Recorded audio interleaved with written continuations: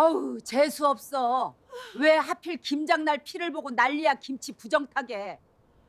지금도 차가운 겨울바람이 살을 에일 듯 불어오면 제 귓가에는 그날의 끔찍한 목소리가 환청처럼 들려옵니다.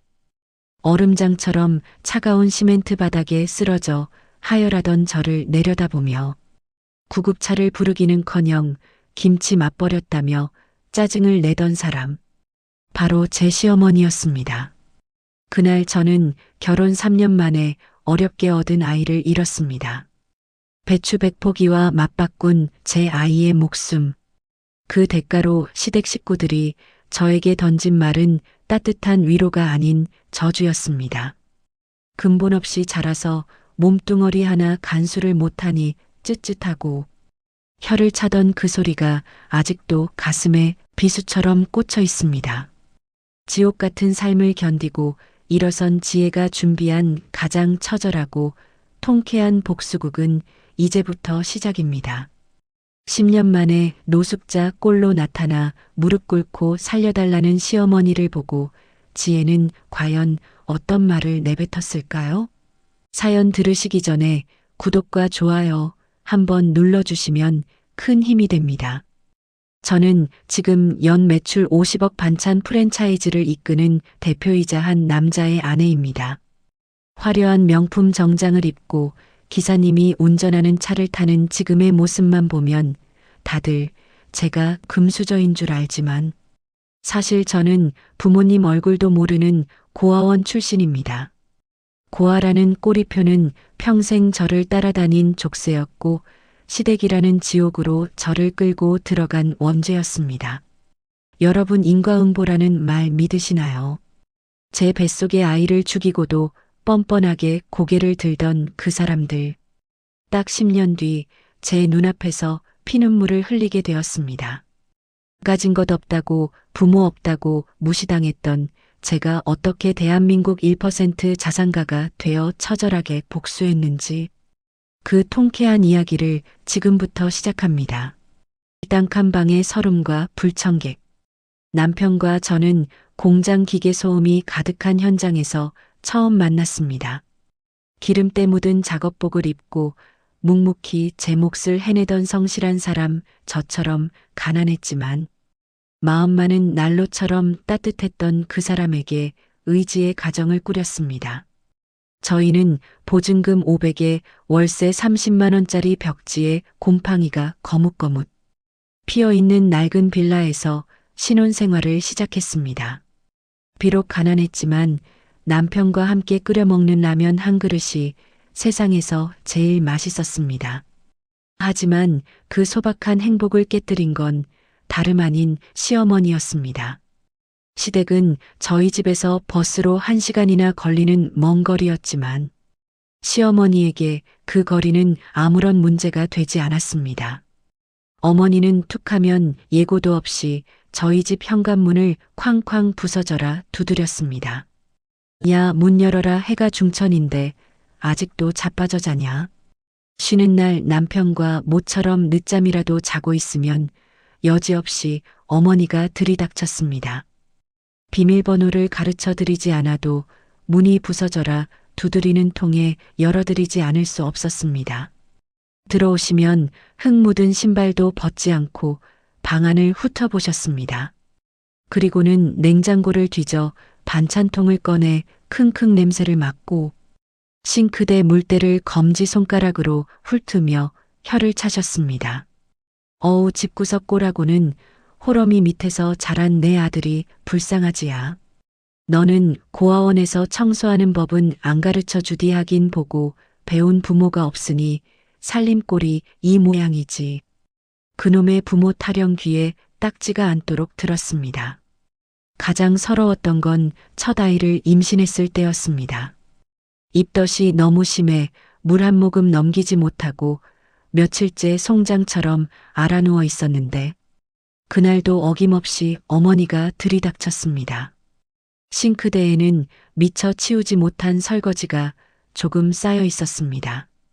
그걸 본 어머니는 대뜸 개수대에 있던 축축하고 쉰내 나는 행주를 집어 제 얼굴을 향해 휙 던지셨습니다. 철썩하는 소리와 함께 차가운 행주가 뺨을 때리고 떨어졌습니다.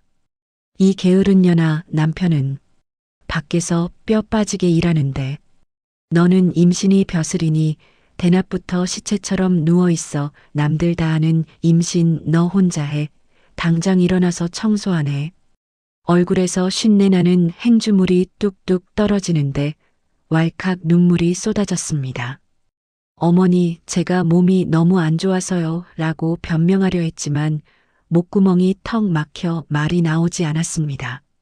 친정이 있었다면, 엄마가 있었다면 당장이라도 짐 싸서 달려갔을 텐데 갈 곳이라곤 이 냄새나는 단칸방뿐이라는 사실이 저를 더 비참하게 만들었습니다.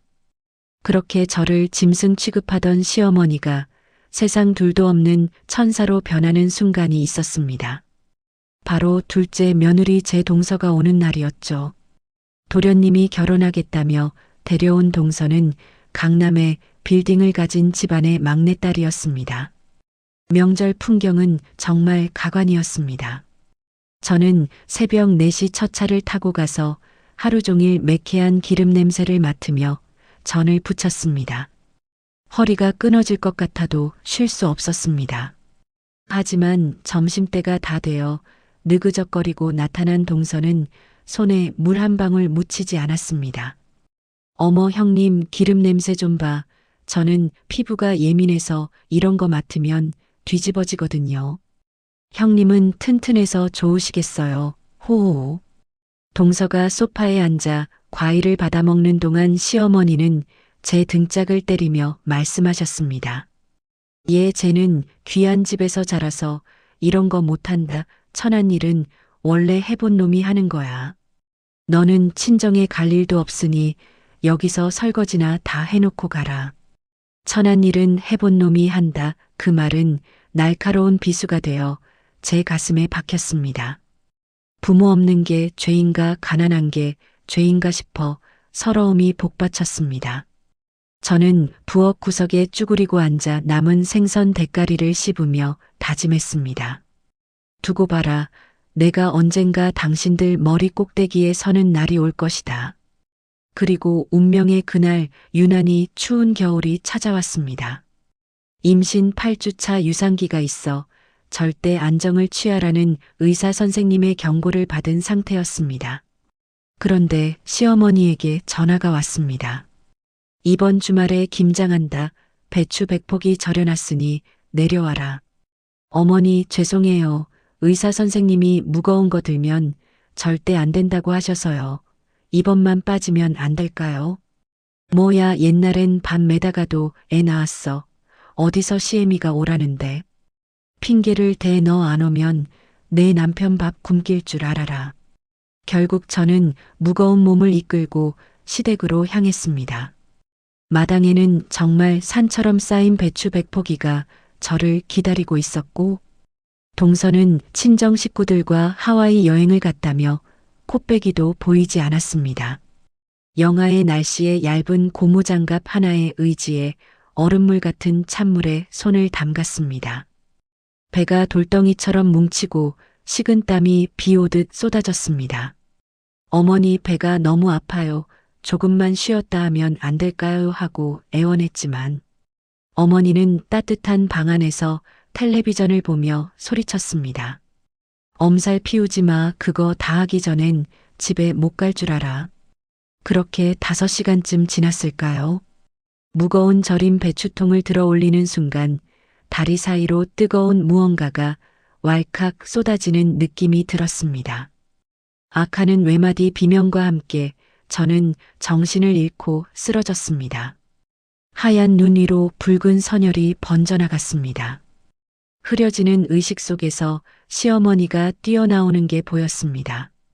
저는 살려달라고 간절히 손을 뻗었지만 어머니의 입에서 나온 말은 충격적이었습니다. 에이, 퇴 재수없게 왜 김장동 옆에서 피를 쏟고 난리야. 김치 부정타게. 아이고, 내 1년 농사 다 망쳤네. 그게 제 아이와 작별하는 순간 들은 마지막 말이었습니다. 병원에서 눈을 떴을 땐 아이는 이미 떠난 뒤였습니다. 그깟 김치 때문에 제 아이가 죽은 겁니다. 장례도 치르지 못하고 누워있는 저에게 시어머니는 미역국은커녕 빈손으로 와서 이렇게 말했습니다. 내가 몸 관리를 못해서 우리 집안 장손 잡아먹은 거야. 어디 가서 소문내지 마라. 남세스럽다. 그 순간 제 안에 무언가가 뚝 하고 끊어졌습니다. 슬픔은 분노가 되었고 분노는 살이가 되었습니다. 저는 남편의 손을 잡고 말했습니다. 나 이 집이랑 끝낼 거야. 당신 나랑 갈 거야 아니면 여기 남을 거야. 남편은 제 앞에서 무릎을 꿇고 오열하며 말했습니다. 미안해 나가자. 어머니랑 연 끊고 우리끼리 살자. 우리는 그 길로 야반도주하듯 시댁과 연을 끊고 다른 지역으로 떠났습니다. 가진 돈을 다 털어 5평짜리 작은 반찬 가게를 열었습니다. 저는 매일 새벽 3시에 일어나 재료를 다듬었습니다. 아이를 잃은 슬픔을 잊기 위해 미친 사람처럼 요리에만 매달렸습니다. 시어머니가 맛없다고 타박하던 제 손맛은 사실 누구보다 따뜻하고 깊은 맛이었습니다. 엄마의 손맛이라는 입소문이 나기 시작하면서 가게는 대박이 났습니다. 유명한 유튜버들이 찾아오고 백화점에 입점하고 10년이 지난 지금 저는 전국에 매장이 20개가 넘는 식품회사의 대표가 되었습니다. 반면 들려오는 소식에 의하면 시댁은 풍비박산이 났더군요. 잘난 척하던 동선의 집안은 알고 보니 빚 좋은 개살구였습니다. 시동생이 동선의 말만 믿고 무리하게 사업을 벌이다 사기를 당했고 시어머니는 전 재산을 털어 빚을 막아주다 살던 집까지 경매로 넘어갔다고 했습니다. 돈이 떨어지자 동선은 뒤도 안 돌아보고 이혼 도장을 찍고 도망갔다더군요. 그리고 며칠 전 추적추적 비가 오는 날이었습니다. 회사 로비가 소란스러워 내려가 보니 웬 노숙자 차림의 노인이 경비원 바짓가랑이를 잡고 늘어지고 있었습니다. 헝클어진 백발머리 때 묻은 옷하지만 저는 단번에 알아봤습니다. 10년 전 제 얼굴에 걸레를 던지던 그 시어머니였습니다. 저를 보자마자 시어머니는 바닥에 넙죽 엎드렸습니다. 아가 내 며느리야. 아이고 내가 눈이 삐었지. 내가 이렇게 성공할 줄 꿈에도 몰랐다. 나 좀 살려다오. 찜질방 갈 돈도 없어서 지하철역에서 잔다. 제발 방 한 칸만 얻어다오. 제 뒤에 서 있는 아들을 보며 시어머니는 더 크게 울부짖었습니다. 아들아, 내 어미가 굶어 죽게 생겼다. 하지만 남편은 차갑게 고개를 돌렸습니다. 저는 천천히 다가가 시어머니를 내려다보며 아주 또렷하게 말했습니다. 어르신 사람 잘못 보셨네요. 제 부모님은 고아원에 저를 버리셨고 저는 부모 없이 자라 가정교육을 못 받아서 어른 공경할 줄 모르거든요. 아가, 그게 무슨 소리냐? 그리고 기억나세요? 10년 전 겨울 김치 부정 탄다고 제 아이 죽게 내버려 두셨잖아요. 그때 당신 며느리도 같이 죽었어요. 당신은 살려달라고 빌 게 아니라 죽어서 지옥 갈 준비나 하세요. 내 아이가 지옥에서 당신 기다리고 있을 테니까. 저는 경비원에게 손짓했습니다. 이 잡상인 당장 끌어내세요. 회사 이미지 안 좋아집니다. 질질 끌려나가며 아가 며느라 하고 비명을 지르는 여자의 목소리가 들렸지만 저는 뒤도 돌아보지 않았습니다. 10년 묵은 체증이 쑥 내려가는 제 인생 최고의 사이다 같은 날이었습니다. 지금 그 노인은 정부에서 지원하는 쪽방촌을 전전하며 산다고 합니다. 여러분은 어떻게 생각하시나요? 뒤늦게라도 용서를 비는 시어머니 받아주는 게 도리였을까요? 아니면 제가 한 것처럼 처절하게 밟아주는 게 맞을까요? 가족이라는 이름으로 행해지는 폭력은 가족이기에 더 용서할 수 없다고 생각합니다. 방금 들으신 이야기가 여러분의 마음에 깊이 와닿았다면 가까운 분들께 공유해 주세요. 여러분이 남겨주시는 구독과 좋아요는 저희가 더 좋은 사연을 이어갈 수 있는 따뜻한 격려가 됩니다. 지금 계신 그 자리에서 늘 행복하시고 평안한 하루를 보내시기를 기원합니다. 지금까지 사연 레디오였습니다. 감사합니다.